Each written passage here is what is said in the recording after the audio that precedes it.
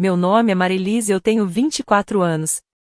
Quando eu tinha 12, minha mãe me mandou embora porque eu não era tão inteligente quanto minha irmã gêmea. Essa foi a razão que ela deu para todos, bem arrumada e suavizada, até quase parecer razoável. Ela dizia que eu precisava de um lugar mais calmo. Dizia que eu precisava de disciplina. Dizia que eu estava ficando para trás e atrapalhando a família. Mas eu lembro das palavras reais que ela usou naquela noite na mesa da cozinha, depois que meu boletim caiu ao lado do meu jantar intocado. Ela me olhou como se eu fosse um problema que ela já estava cansada de resolver e disse: algumas crianças nasceram para subir na vida, e outras precisam parar de segurar todo mundo para trás. Eu não estava indo mal porque não me importava. Eu estava indo mal porque cada prova parecia um julgamento. Cada nota parecia uma sentença. E cada comparação me lembrava que, na minha casa, amor tinha condições. Eu amava desenhar. Eu amava histórias. Eu conseguia transformar uma página em branco em algo que fazia as pessoas pararem para olhar. Mas nada disso importava numa casa onde valor era medido por troféus, aulas avançadas e notas perfeitas. Naquela noite, depois de ouvir de novo que eu envergonhava a família, eu saí de casa no frio sem casaco, porque ficar doía mais do que ir embora. De manhã, eles me encontraram. Eu achei que talvez o medo fizesse minha mãe me abraçar mais forte. Em vez disso, ela arrumou minha mala. Eu implorei para ela não me mandar embora. Prometi que ia estudar mais, falar menos, ser melhor, ser mais fácil de amar. Ela não chorou. Não hesitou. Só disse que já tinha outra filha com um futuro para proteger. Anos depois, quando eles tentaram se reaproximar, eu apresentei minha nova família e chamei eles de lobos frios e cruéis. E no momento em que minha mãe e minha irmã ouviram isso, a sala ficou tão quieta que eu consegui ouvir meu próprio coração.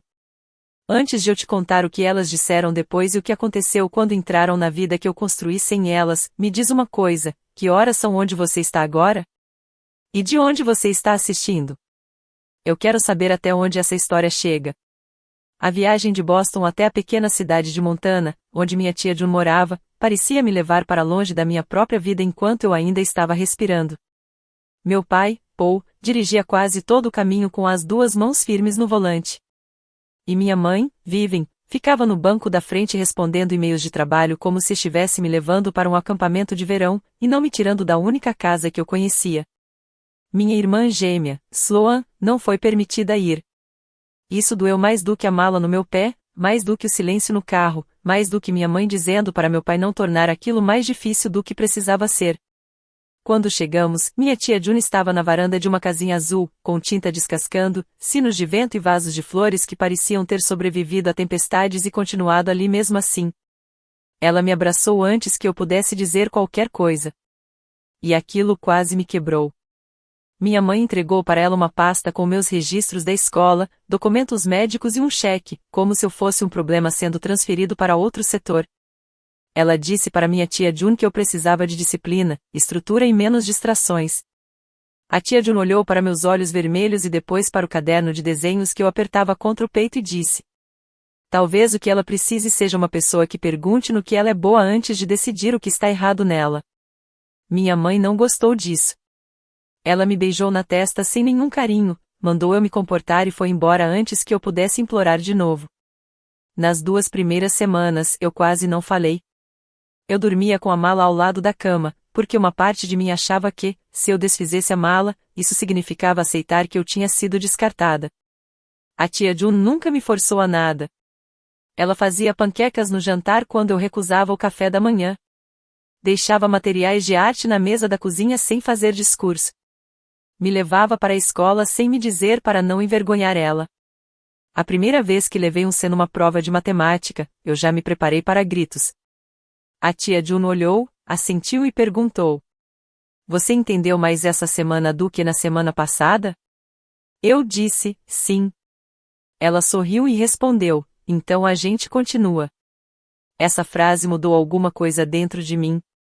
Na minha escola antiga, eu era gêmea decepcionante, a mais lenta, aquela que os professores lembravam só porque minha irmã já tinha impressionado todos eles.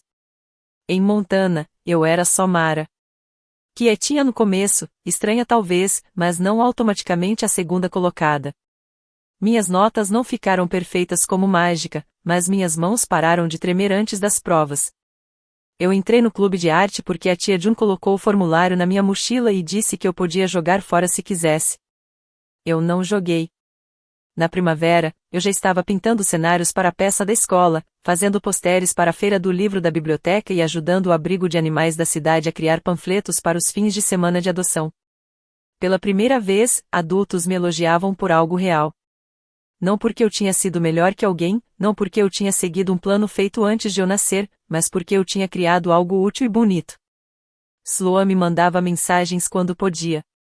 No começo, ela era carinhosa. Dizia que sentia minha falta. Que a casa parecia estranha sem mim. Que a mãe dizia que aquilo era temporário. Mas temporário virou um mês. Depois 6 meses. Depois anos. Minha mãe nunca ligava, a menos que a tia June insistisse muito. Meu pai mandava dinheiro, cartões de aniversário com mensagens frias, e uma vez uma caixa de lápis caros que provavelmente minha mãe escolheu online sem nem saber o que eu realmente gostava de desenhar. Sloan continuou ganhando prêmios. Ela mandava fotos de certificados, medalhas de debate, pins de honra e folhetos de faculdade. Eu dizia para mim mesma que estava orgulhosa dela e eu estava. Mas cada mensagem me lembrava que ela tinha ficado no holofote enquanto eu tinha sido tirada do enquadramento. Uma tarde, quando eu tinha 15 anos, eu vendi meu primeiro desenho numa feira de agricultores. Era um pequeno aquarela da biblioteca da cidade depois da neve. Uma mulher mais velha comprou por $20 porque disse que o prédio parecia um lugar onde crianças solitárias poderiam se sentir seguras. Eu levei aquela nota de $20 para casa como se fosse um prêmio nacional. A tia Jun não riu. Ela colocou o desenho numa moldura simples e escreveu um bilhete embaixo. Primeira venda da Mara. Prova de que talento também importa. Naquela noite, eu esperei a tristeza vir, aquela dor antiga de querer que minha mãe tivesse visto aquilo. Mas, em vez disso, eu senti algo mais quente. Mais forte. Eu me senti vista pelas pessoas que realmente estavam ali. Eu ainda não sabia, mas aquele era o começo da família que um dia eu mesma escolheria. Quando terminei o ensino médio, eu já tinha parado de esperar minha mãe mudar de ideia. Ainda tinha dias em que certas palavras ou tons me jogavam de volta para aquela mesa da cozinha, mas eu já não era mais a garota implorando para ficar. A tia June me ajudou a me inscrever numa universidade estadual em Montana, com um bom curso de comunicação visual. E quando o e-mail de aprovação chegou, ela gritou tão alto que o vizinho achou que tinha acontecido alguma coisa grave. Minha mãe mandou uma mensagem curta: escolha interessante. Espero que se torne prática. Aquilo foi o mais perto de parabéns que eu recebi dela. Sloan me ligou naquela noite de Boston, onde ela já tinha entrado no programa Elite de pré-direito.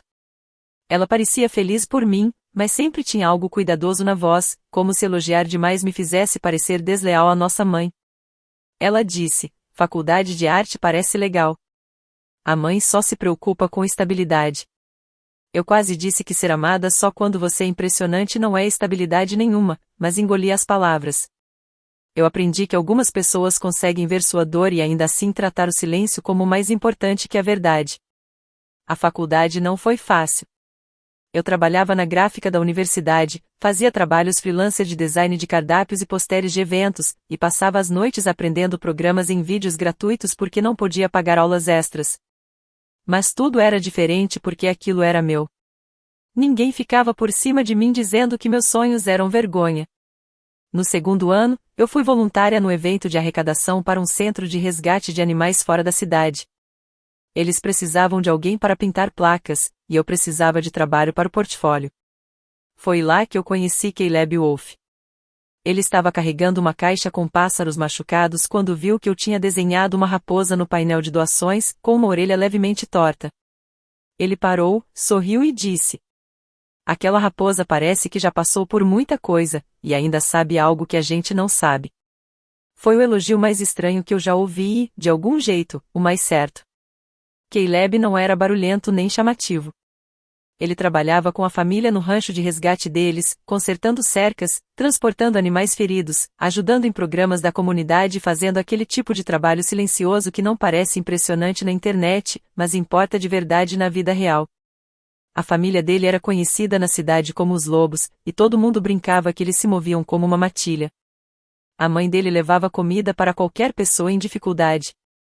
Os irmãos apareciam com ferramentas antes mesmo de alguém pedir.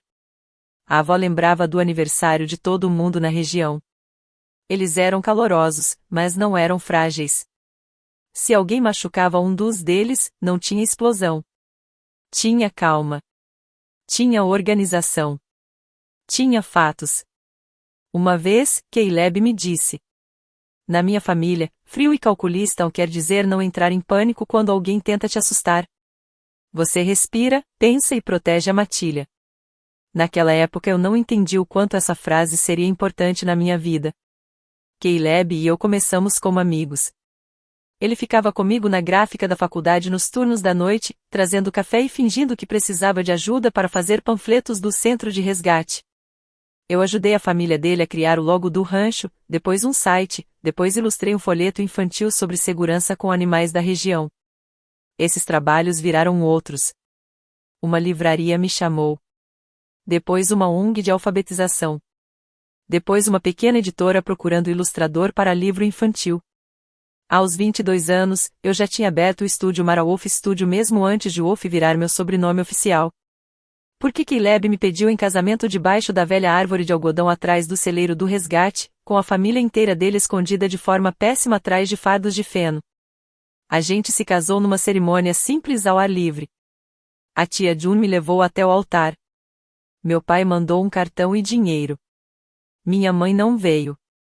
Sloan veio, mas passou metade da festa atendendo ligações da nossa mãe. Depois me disse. Mãe disse que ainda não estava pronta. Eu respondi, ela teve 10 anos. Sloan desviou o olhar.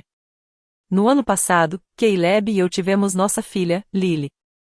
E segurá-la pela primeira vez me fez entender exatamente o quanto a escolha da minha mãe tinha sido absurda. Lily era pequena, indefesa, perfeita e eu não conseguia imaginar olhar para qualquer criança e decidir que ela era um incômodo grande demais para amar.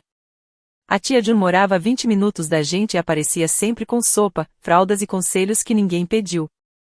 Os lobos tratavam Lily como a mais nova da matilha, passando ela de colo em colo, sussurrando promessas que ela ainda era pequena demais para entender. Meu estúdio cresceu devagar, mas com firmeza. Eu fazia livros infantis, campanhas para bibliotecas, posteres educativos e identidades visuais para pequenos negócios que acreditavam que criatividade não era luxo, era linguagem. Então, numa quinta-feira à noite, enquanto eu embalava Lily para dormir, meu celular acendeu com o nome de Sloan. A mensagem dizia: Mãe quer se reconectar. Diz que já passou tempo suficiente. Eu fiquei olhando aquelas palavras por muito tempo. Tempo suficiente para quê? Para a culpa dela diminuir? Para minhas memórias virarem inconvenientes? Para ela voltar como se nunca tivesse faltado a única frase que eu esperei a vida inteira ouvir? Eu olhei para o outro lado da sala, onde Caleb dobrava cobertores de bebê com a mesma seriedade tranquila que ele colocava em tudo. E disse a ele que minha mãe queria me visitar. Ele não me disse o que fazer. Só perguntou: Você quer um encerramento, ou quer que eles finalmente vejam o que jogaram fora? Eu olhei para minha filha dormindo e percebi que a resposta era as duas coisas. A mensagem da minha mãe chegou na manhã seguinte, e soava exatamente como ela, limpa, controlada, e vazia onde deveria existir coração. Ela escreveu que ela e meu pai estariam em Montana em breve para uma conferência profissional e achava que seria saudável todos nós nos reconectarmos. Disse que mal-entendidos de família não deveriam durar para sempre. Disse que a vida era curta. Ela não disse que estava arrependida. Não perguntou se eu tinha sido sozinha. Não perguntou como era ter 12 anos e ser mandada embora com uma mala, enquanto minha gêmea ficou em casa. Ela nem mencionou Lily até a última linha, onde escreveu: Slu me disse que agora há uma criança. Uma criança. Não minha filha. Não a neta dela. Só uma criança. Eu deveria ter ignorado. Uma pessoa curada teria bloqueado o número, beijado o bebê e voltado a trabalhar. Mas cura não é sempre limpa. Às vezes você ama a vida que construiu, mas ainda quer que as pessoas que te quebraram fiquem no meio dela e entendam que não te destruíram. Eu respondi educadamente e disse que eles podiam vir jantar no sábado. E convidei Sloan também. Ela respondeu quase na hora com um emoji de coração, como se fosse uma reunião de família normal e não um teste que ninguém tinha estudado. Eu contei tudo para Caleb. Contei para tia June também, porque eu aprendi nos primeiros 12 anos da minha vida que segredos só protegem quem está causando dano. A tia June ficou em silêncio por um tempo e perguntou: Você quer que eu esteja lá como sua tia, ou como sua testemunha? Eu disse: as duas coisas. Caleb contou para a família dele, e os lobos fizeram o que lobos fazem, não criaram drama, criaram estrutura. A mãe dele planejou o jantar. A avó fez pão. Os irmãos ofereceram ficar com a Lily se ficasse tudo tenso demais. Caleb perguntou se eu queria os álbuns de fotos na sala ou guardados. Eu deixei eles na mesa. Não para me exibir. Não para punir ninguém. Mas porque a verdade estava ali dentro. Minha formatura da faculdade, onde a tia June chorou tanto que o rímel escorreu. A placa do meu primeiro estúdio, torta, porque o Caleb e os irmãos instalaram na chuva. O lançamento do meu livro na biblioteca da cidade, com crianças em fila para eu desenhar animais dentro dos livros delas. A primeira semana da Lily em casa, enrolada num cobertor amarelo feito pela avó do Caleb. 10 anos de vida que minha mãe perdeu porque decidiu que eu não valia a pena ser criada. No sábado de manhã, Sloan me ligou. Por um momento, eu ouvi a irmã com quem eu cochichava debaixo das cobertas antes de tudo mudar. Ela disse: Por favor, não transforma isso num tribunal. Eu respondi que não era eu quem tinha passado a infância sendo julgada. Ela suspirou e disse: A mãe está nervosa. E eu disse: Ela deveria estar. O silêncio entre nós era pesado, mas não era vazio. Ele carregava todas as vezes em que ela escolheu conforto em vez de coragem. Eu não odiava Sloan. E isso piorava tudo. Ódio teria sido simples. Eu amava minha irmã, mas não confiava mais que ela ficaria ao meu lado quando a verdade ficasse desconfortável. Antes deles chegarem, eu fiquei na cozinha com as mãos pressionadas na bancada, tentando controlar a respiração. Caleb chegou atrás de mim, mas não me tocou até eu me encostar nele primeiro. Isso era uma das coisas que eu mais amava nele, ele nunca achava que tinha direito de mexer na minha dor. Ele esperava ser convidado. Você não precisa provar que sobreviveu, ele disse baixo. Eu olhei ao redor da casa que nós construímos juntos. Os desenhos nas paredes. As meias pequenas da Lily perto do sofá. A tia June organizando pratos com mãos trêmulas que ela tentava esconder. A família do Caleb se movendo pela casa com calma, como um escudo que não precisava se anunciar. Eu sei, eu disse. Mas hoje, eles vão ver quem ficou. Quando a campainha tocou, ninguém se mexeu por um segundo. Parecia um som normal demais para o que ia acontecer. Caleb abriu a porta. E lá estavam eles. Meu pai parecia mais velho, menor, como se anos de silêncio tivessem dobrado ele por dentro. Minha mãe estava quase igual, perfeita, bem vestida, controlada, segurando flores como se estivesse indo a um compromisso social educado. Sloan estava ao lado dela. Bonita, nervosa, e já me olhando como se procurasse sinais de perigo. Minha mãe sorriu e disse: Mara, você está bem. Não disse feliz aniversário pelos que perdeu. Não disse parabéns pelo casamento. Não disse me desculpa. Só disse: você está bem. Eu me afastei e deixei eles entrarem na casa que eles nunca ajudaram a construir. O jantar começou com aquela educação forçada que faz até talher parecer barulhento demais. Caleb apertou a mão do meu pai com firmeza. A tia June abraçou meu pai, mas não minha mãe, e minha mãe percebeu. Os lobos eram acolhedores porque eram assim, mas ninguém fingia que aquilo era normal. Lily estava dormindo no carrinho perto da sala, e minha mãe olhou de longe, como quem observa um quadro numa galeria. Sloan foi a primeira a se aproximar. Tocou no cobertor da Lily e sussurrou que ela era linda. Eu acreditei que ela estava sendo sincera. E isso quase doeu mais. Minha mãe andava pela sala enquanto a comida era servida, olhando as fotos nas paredes. Ela parou numa em que eu estava em frente à placa do meu estúdio. Depois outra, onde eu segurava meu primeiro livro ilustrado. Então esse é o seu trabalho, ela disse. É, muito charmoso. Charmoso. Era a palavra dela para tudo que ela não respeitava, mas não podia insultar na frente dos outros. A mãe do Caleb sorriu e disse: o trabalho da Mara ajuda crianças a entenderem histórias antes mesmo de saberem ler tudo. Isso não é charmoso. Isso é importante. O sorriso da minha mãe ficou mais rígido. Nós sentamos à mesa. Por um tempo, todo mundo tentou. O pai do Caleb perguntou sobre a conferência. Meu pai perguntou para a tia June sobre a cidade. Slo elogiou a comida 3 vezes a mais do que precisava. Então minha mãe colocou o guardanapo no colo, virou para mim e disse: espero que você entenda agora que decisões difíceis foram tomadas para o seu próprio bem. A mesa mudou na hora. Ninguém se mexeu, mas o ar ficou mais pesado. Eu perguntei: que decisão difícil? Ela soltou uma risada leve, daquelas feitas para me fazer parecer exagerada antes mesmo de eu continuar falando. Te mandar para um lugar mais calmo. Você estava com dificuldades, Mara. Precisava de um ambiente diferente. A tia June largou o garfo. Meu pai ficou olhando para o prato. Sloan sussurrou: mãe? Mas minha mãe continuou, porque pessoas como ela confundem silêncio com permissão. Ela disse: você claramente teve sucesso do seu jeito, e isso é bom, mas naquela época seu comportamento afetava a família inteira. Tivemos que pensar no futuro da Sloan também. Ali estava. Sem maquiagem de palavras bonitas. A mesma conta de sempre. Uma criança tinha futuro. A outra era um problema. Eu senti a mão do Caleb debaixo da mesa. Ele não apertou a minha, só deixou ali, como quem disse: você quiser, eu estou aqui. E eu quis. Eu segurei. Então eu levantei.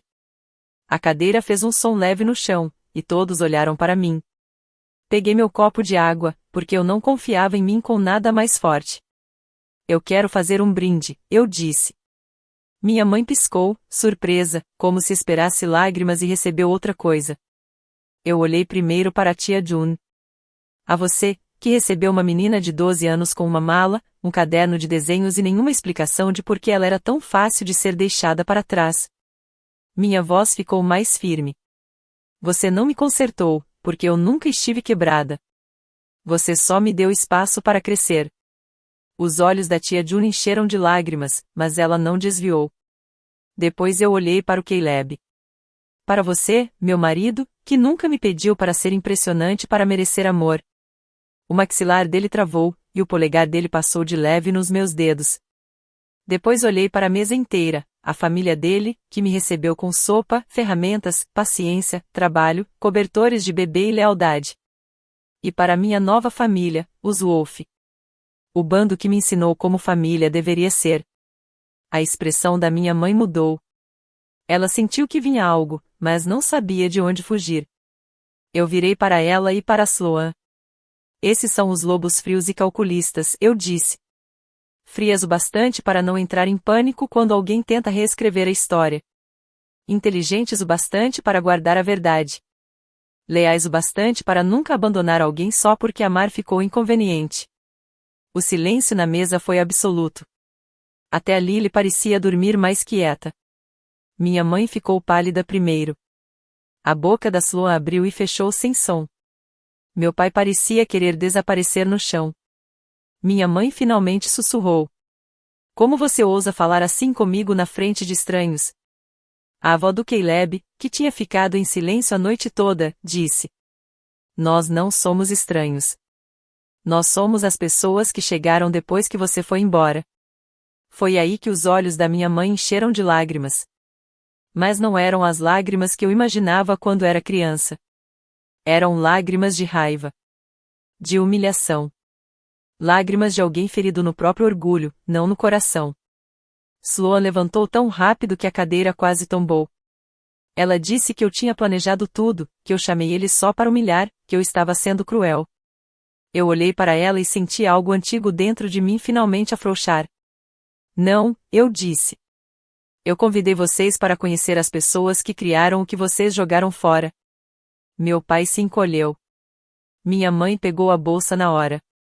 Na porta, ela virou e disse com uma voz tão baixa que quase não parecia humana: "Você vai se arrepender de nos fazer parecer monstros." Eu respondi antes que o medo pudesse me calar: "Eu não fiz vocês parecerem nada. Eu só parei de esconder o que vocês fizeram." Eles foram embora sem comer a sobremesa. Ninguém comemorou. Na vida real, vingança não é explosão, não é festa. Às vezes é só uma sala inteira respirando de novo depois de segurar a verdade por tempo demais. A tia June me abraçou na cozinha e chorou no meu cabelo. Caleb levou a Lily lá para cima para ela não acordar com o barulho. 1 hora depois, Sloan me mandou uma mensagem: "Você foi longe demais." Eu olhei para aquilo e depois para a mesa onde minha verdadeira família estava limpando, em silêncio, a bagunça que minha antiga família tinha deixado. E entendi que a noite ainda não tinha acabado. Pessoas como minha mãe não perdem o controle e vão embora. Elas procuram um palco onde possam encenar uma versão da história em que continuam inocentes. 2 dias depois, ela encontrou esse palco. Eu acordei com 17 ligações perdidas, 6 mensagens de clientes e um texto da Sloan dizendo: "Por favor, não reaja emocionalmente." Aquilo já dizia tudo. Ela já tinha escolhido um lado. Minha mãe tinha feito um post longo no Facebook, e depois copiou uma versão mais profissional no LinkedIn, porque aparentemente até humilhação pública precisava de formatação. Ela dizia que tinha tentado se reconectar com a filha distante depois de anos de dor, só para ser emboscada num jantar por uma nova família hostil. Dizia que eu a tinha ridicularizado, rejeitado, e chamado pessoas inocentes de lobos enquanto meu bebê dormia perto. Ela escreveu: "Pais não são perfeitos, mas filhos adultos não deveriam usar mal-entendidos de infância como arma de atenção." Mal-entendidos de infância. Essa frase fez minha mão ficar gelada. Ser mandada embora aos 12 anos não foi um mal-entendido. Ser ignorada em aniversários, formaturas, doenças e no meu casamento não foi um mal-entendido. Ouvir que o futuro da minha gêmea era mais importante do que o meu lugar na família não foi um mal-entendido. E então eu vi quem ela tinha marcado. Não só parentes. Não só amigos antigos. Ela marcou a ONG de alfabetização com quem eu trabalhava, a pequena editora que ia lançar meu próximo livro ilustrado, 2 livrarias, a diretora de uma biblioteca e 3 clientes locais cujos logos eu tinha criado. Sloan compartilhou o post e escreveu: "Isso é o que acontece quando o ressentimento vira a identidade inteira de alguém." Aquilo me atingiu de um jeito diferente. A crueldade da minha mãe era familiar. Mas a traição da Sloan ainda conseguia me surpreender. Na primeira hora, eu entrei em pânico.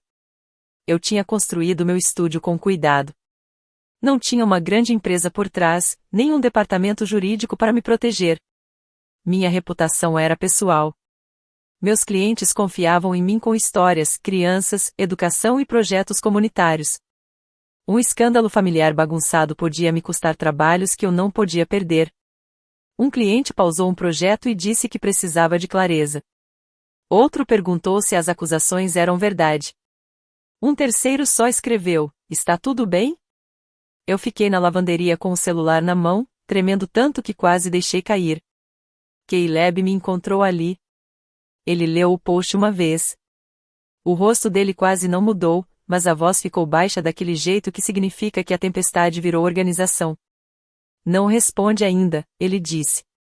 "A gente primeiro salva tudo." Foi aí que os lobos frios e calculistas viraram exatamente o que eu tinha chamado eles. Caleb tirou print de cada post, cada marcação, cada comentário. O irmão dele montou uma linha do tempo da minha vida, desde o dia em que eu fui mandada embora até o dia em que minha mãe voltou a me procurar. A mãe dele juntou fotos de formaturas, aniversários e eventos do meu estúdio que minha mãe nunca apareceu. A tia Juna anotou datas, meses em que minha mãe não atendeu ligações e anos em que não visitou. Ninguém gritou. Ninguém ameaçou. Ninguém agiu do jeito que minha mãe queria que agissem. Eles ficaram calmos. Precisos. Impossíveis de empurrar. Eu quis escrever uma resposta cheia de raiva. Quis dizer tudo o que eu engoli desde criança.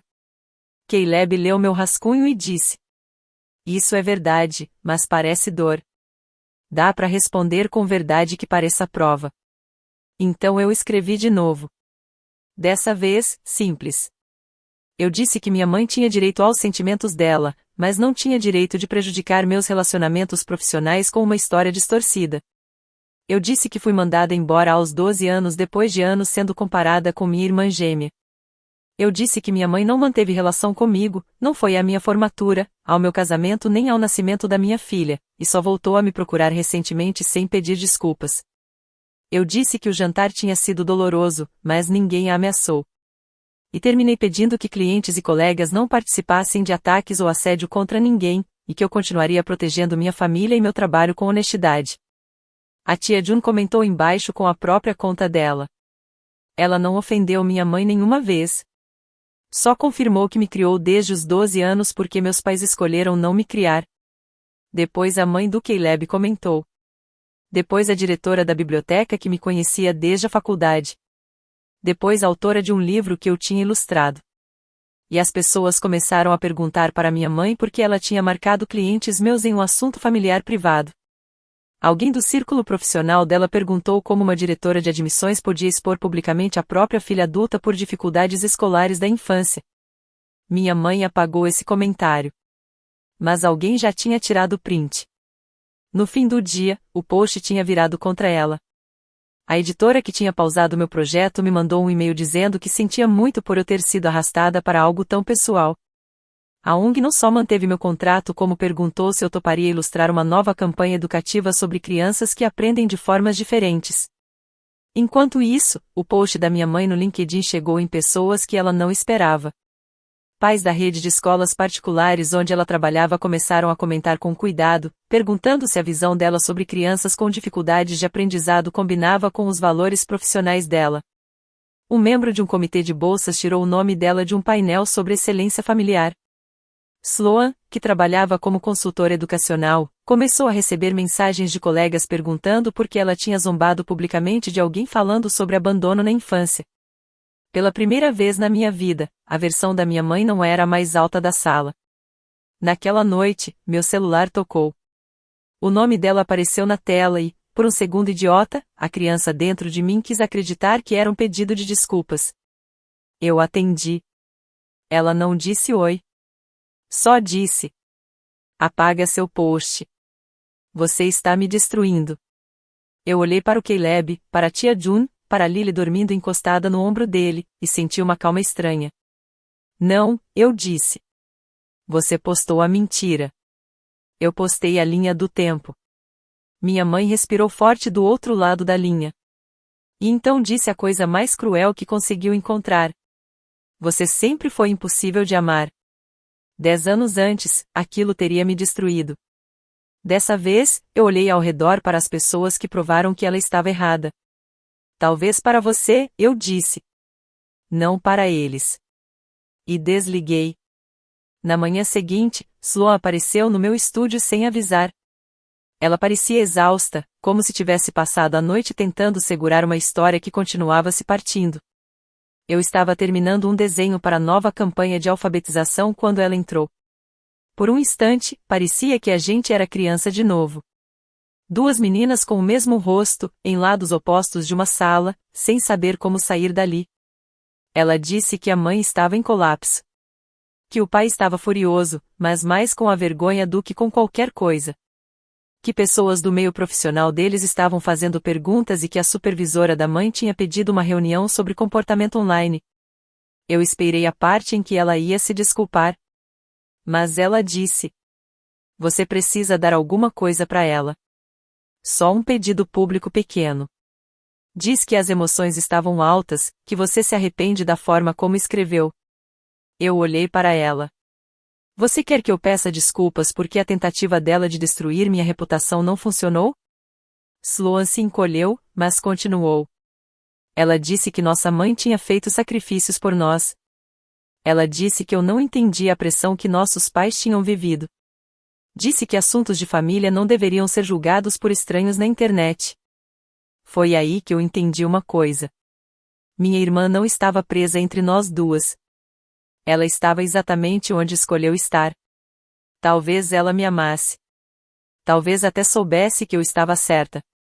Mas quando a verdade ameaçou a versão de sucesso que ela construiu para a vida dela, ela protegeu a mentira. Eu disse a ela que não ia me desculpar por falar a verdade. Que eu não ia proteger a imagem de pessoas que abandonaram uma criança e chamaram isso de criação. Os olhos da Sloan encheram de lágrimas e ela sussurrou: Você vai destruir essa família. Eu quase ri. Não porque era engraçado, mas porque era um truque antigo demais. Sempre culpar quem segura o espelho pelo rosto que aparece nele. Não, eu disse. Eu sou a parte dessa família que sobreviveu a ser quebrada. Depois que ela foi embora, Caleb e eu enviamos uma carta formal por meio de um advogado. Nada dramático. Nenhum processo naquele dia. Só uma exigência clara, que minha mãe apagasse os posts, parasse de contatar meus clientes e parasse de fazer acusações falsas que estavam prejudicando o meu trabalho. Anexamos prints, linhas do tempo, depoimentos e provas de que os posts já tinham interferido nos meus contratos. Os lobos frios e calculistas tinham montado um dossiê tão completo que nem minha mãe conseguiu distorcer. No fim daquele dia, os 2 posts desapareceram. No lugar deles, minha mãe publicou uma nota curta dizendo que estava se afastando das redes sociais para reflexão pessoal. Não citou meu nome. Não pediu desculpas. Mas a imagem perfeita que ela tinha já tinha sido quebrada. Em uma semana, ela foi retirada de um painel de uma escola particular onde ia falar sobre identificar potencial em crianças. Uma frase dessas teria sido engraçada, se não fosse tão triste. Alguns pais começaram a mandar mensagens para a escola dela perguntando se crianças criativas, ansiosas ou com notas medianas eram tratadas como problemas sob a orientação dela. Ela não perdeu tudo. E eu não preciso fingir que perdeu, para essa história fazer sentido. Mas ela perdeu o que mais valorizava, o direito de ser vista como uma autoridade incontestável sobre famílias bem-sucedidas. Meu pai ligou uma vez. Disse que queria que as coisas tivessem sido diferentes. Eu perguntei quais coisas: o jantar, o post ou o dia em que ele me levou embora e deixou minha mãe chamar aquilo de necessário. Ele não respondeu. As consequências da Sloan foram mais silenciosas. Os colegas não a cancelaram, mas também pararam de vê-la como a filha perfeita de uma família perfeita. Um distrito escolar adiou um workshop que ela ia dar sobre confiança estudantil depois que pais levantaram preocupações com os comentários públicos dela. Pela primeira vez, ela teve que explicar por que tinha defendido crueldade só porque ela vinha da nossa mãe. Um mês depois, ela me mandou uma mensagem dizendo: Estou começando a entender algumas coisas. Eu não respondi na hora. Porque perdão, se um dia vier, não pode ser apressado só porque alguém finalmente ficou desconfortável com as próprias escolhas. Quanto a mim, meu estúdio não desmoronou. Ele cresceu. A ONG me chamou para campanhas sobre diferentes tipos de inteligência, e eu coloquei meu coração inteiro nesse projeto. Desenhei crianças que resolviam problemas com música, movimento, cores, gentileza, memória, paciência e imaginação. Desenhei crianças que já tinham sido chamadas de demais, lentas, quietas demais ou distraídas demais. E fiz questão de que todas parecessem dignas de amor. Quando os cartazes foram colocados nas bibliotecas da região, a tia June ficou em frente a um deles e chorou. Caleb levantou a Lily no colo para ela tocar o desenho de uma menina pintando estrelas na parede da sala de aula. Naquele momento, eu entendi a lição que a minha vida estava tentando me ensinar. Educação não deveria ensinar crianças que amor precisa ser conquistado com perfeição. Educação de verdade ajuda a pessoa a se entender e entender o mundo. Faz a gente crescer, não encolher. Ensina adultos a enxergar diferentes formas de talento, em vez de punir crianças por não caberem numa única ideia de sucesso. Minha mãe achou que tinha descartado a filha mais fraca. O que ela realmente fez foi me entregar a pessoas que sabiam como me ajudar a ficar inteira. Sangue explica de onde você veio, mas não decide onde você pertence. Família não é sempre quem tem seu sobrenome. Às vezes, família é a tia que moldura seu primeiro desenho vendido por $20. É o marido que salva provas antes da raiva. É a família dele que fica ao seu lado sem roubar sua voz. E é a sua filha, que te ensina que ninguém precisa ser impressionante para merecer proteção. Eu me vinguei, sim, mas não virando cruel como minha mãe. Eu me vinguei construindo uma vida tão cheia de amor, trabalho, limites e verdade que a rejeição dela deixou de ter poder sobre mim. E se algum dia as pessoas que te abandonaram voltarem pedindo perdão sem responsabilidade, lembra disso. Você pode até abrir a porta. Mas também pode ficar de pé na frente da família que realmente ficou e dizer: essas são as minhas pessoas. Não,